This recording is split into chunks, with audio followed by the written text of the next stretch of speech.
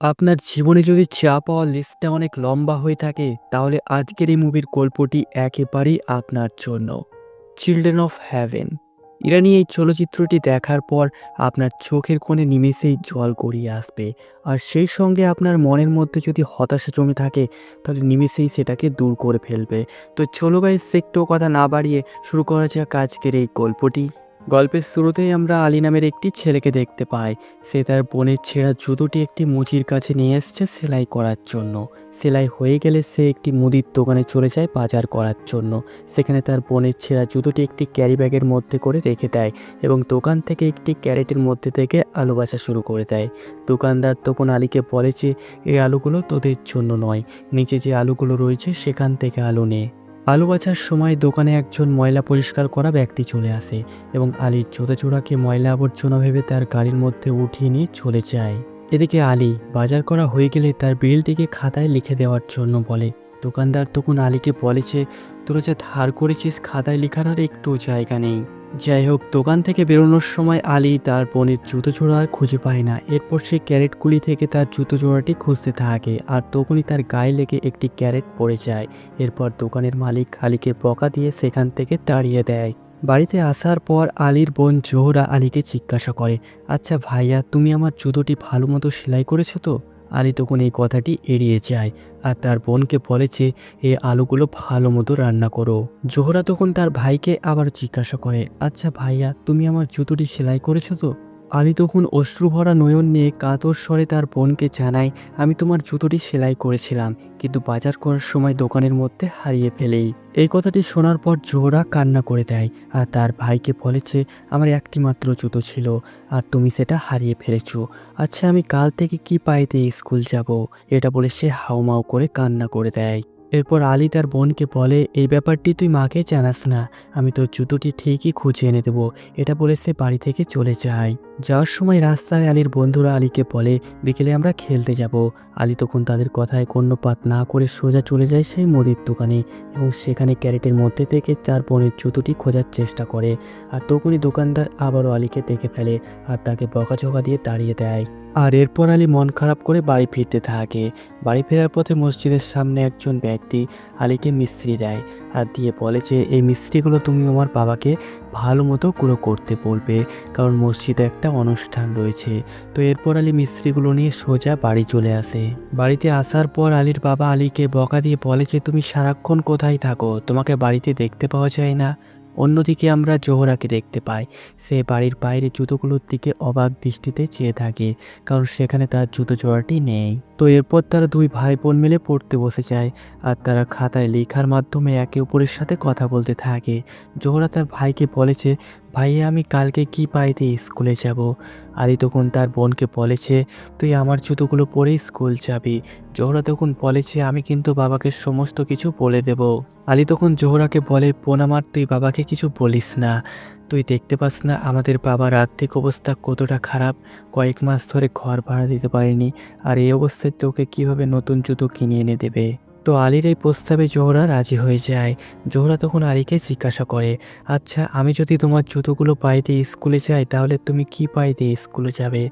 তখন আলী তার বোনকে বলে যে তুই স্কুল থেকে বাড়ি ফেরার পর আমি সেই জুতোগুলো পায়ে দিয়ে স্কুল যাব। পরের দিন আমরা দেখতে পাই জোহরা তার ভাইয়ের জুতোগুলো পরে স্কুল যায়, কিন্তু আলীর জুতোগুলো ছিল অনেক পুরনো এবং নোংরা। তাই জোহরা এই জুতোগুলো পায়ে দিয়ে অনেক অস্বস্তি বোধ করছিল।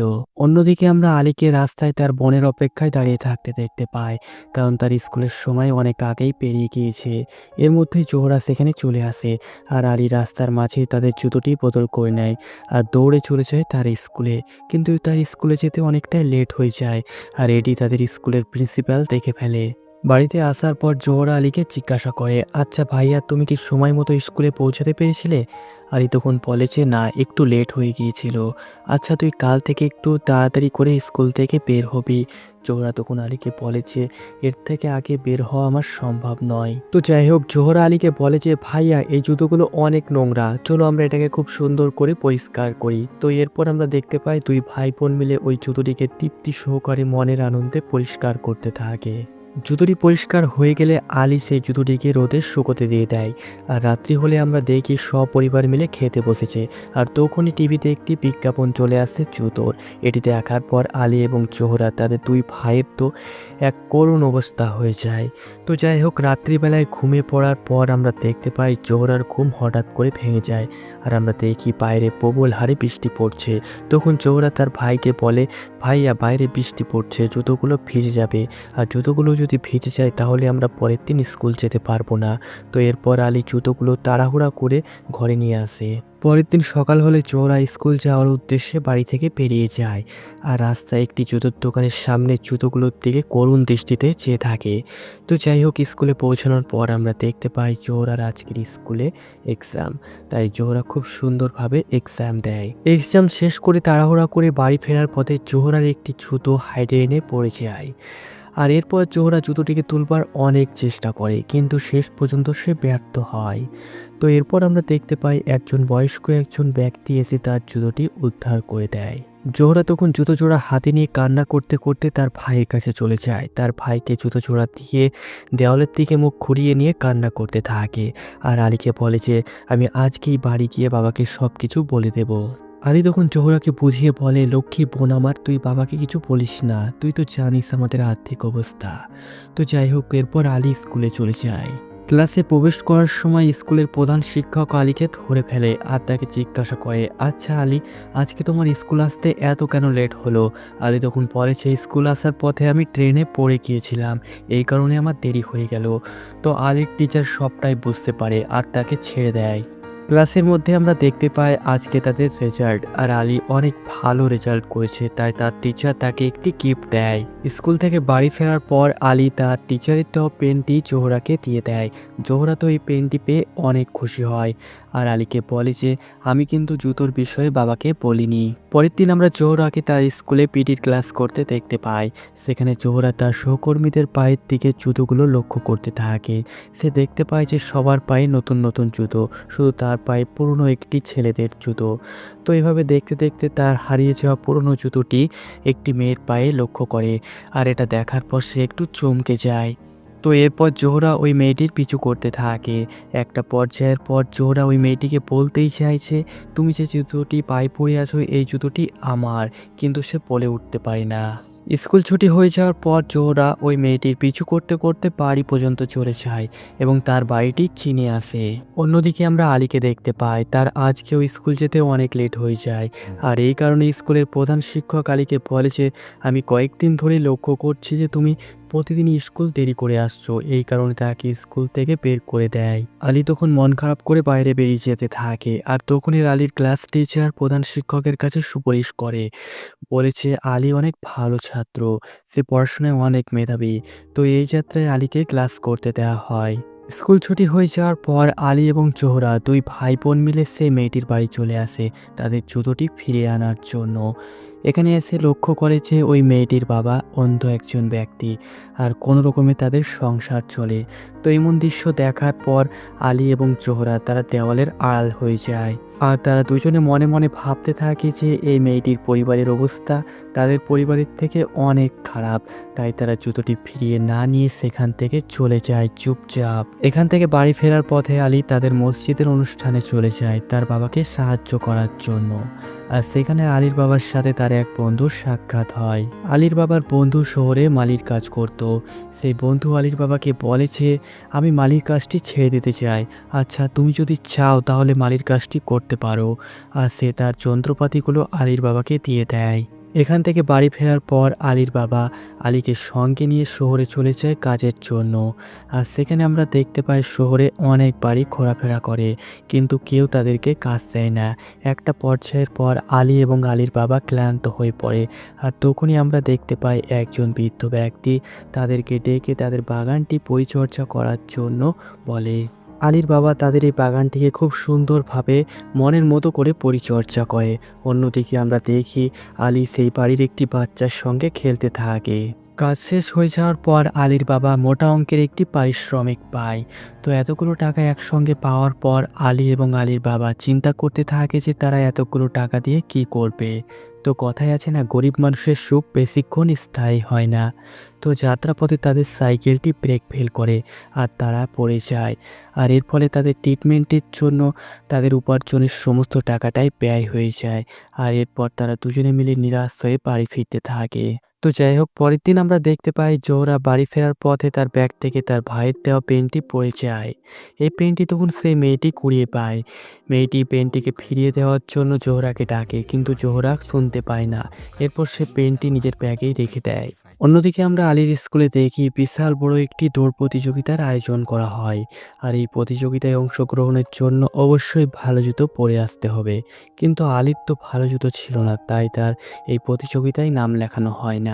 পরের দিন জোহরার স্কুলে ওই মেয়েটি জোহরাকে তার পেনটি ফিরিয়ে দেওয়ার জন্য আসে। জোহরা তখন ওই মেয়েটির পায়ে লক্ষ্য করে নতুন জুতো, এবং সে তাকে জিজ্ঞাসা করে, আচ্ছা তোমার সেই আগের জুতোগুলো তুমি কি করেছো?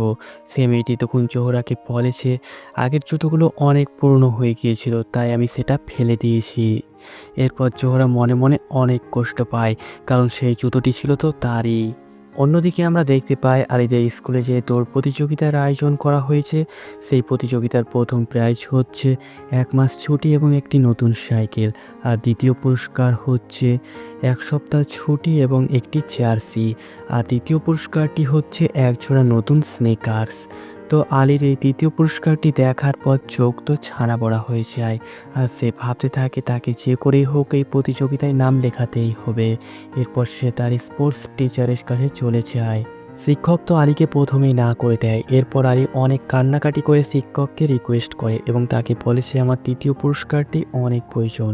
তো এরপর টিচার বাধ্য হয়ে আলীকে দৌড় প্রতিযোগিতায় অংশগ্রহণের জন্য অনুমতি দিয়ে দেয়। এরপর আলী খুশি হয়ে সেখান থেকে সোজা চলে আসে বাড়িতে। আর জোহরাকে বলে যে আমি খুব শীঘ্রই তোর জন্য 1 জোড়া নতুন জুতো নিয়ে আসবো। জোহরা তখন আলীকে জিজ্ঞাসা করে কি করে। আলী তখন বলে যে আমাদের স্কুলে একটি দৌড় প্রতিযোগিতার আয়োজন করা হয়েছে, আর সেই প্রতিযোগিতায় আমি যদি দ্বিতীয় স্থান অধিকার করি তাহলে আমাকে 1 জোড়া নতুন জুতো দেওয়া হবে। জোহরা তখন আলীকে বলে, ভাইয়া তুমি কেন প্রথম স্থান অধিকার করতে চাও না? আলী তখন মৃদু হেসে বোনকে বলেছে, তোর পাগলি, আমি যদি প্রথম হই তাহলে কি আর আমাকে জুতো দেওয়া হবে? তো যাই হোক, পরের দিন সেই প্রতিযোগিতার ঐতিহাসিক দিনটি চলে আসে। আর সেখানে দূর দূরান্তের স্কুল থেকে অনেক প্রতিযোগীরা এসছে প্রতিযোগিতায় অংশগ্রহণ করার জন্য। কিছুক্ষণের মধ্যেই প্রতিযোগিতা শুরু হয়ে যায়।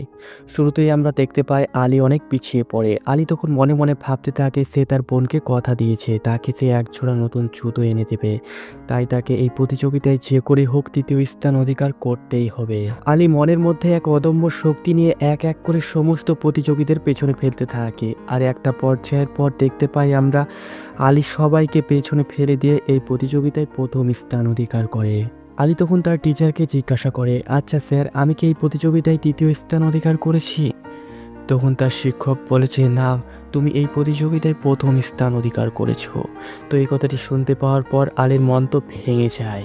আর এরপর সে কান্না করতে থাকে, কারণ সে তো চেয়েছিল এই প্রতিযোগিতায় তৃতীয় স্থান অধিকার করে 1 জোড়া জুতো অর্জন করতে।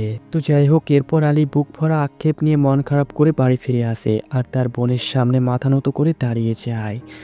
তাকে দেখে মনে হচ্ছিল সে যেন এক বিশাল অপরাধ করে ফেলেছে। তো যাই হোক, এরপর আলী তার ক্লান্ত পা দুটিকে তাদের বাড়ির এক চৌবাচ্চার মধ্যে ডুবিয়ে দেয়। আর সেখানে রঙিন মাছগুলো তার পাগুলোকে স্পর্শ করতে থাকে। আর এই মাছগুলো যেন তার পায়ের ক্লান্তি দূর করার চেষ্টা করছে। আর এরকমই একটি জুতো না পাওয়ার আক্ষেপের সঙ্গে সিনেমাটির সমাপ্তি ঘটে। তো চলো গাইস, আজকের গল্পটি তোমাদের কেমন লাগলো অবশ্যই কিন্তু নিচের কমেন্ট বক্সে জানাতে ভুলবে না। তো চলো আজকের মতো বিদায়, দেখা হচ্ছে আবার পরের কোনো ভিডিওতে।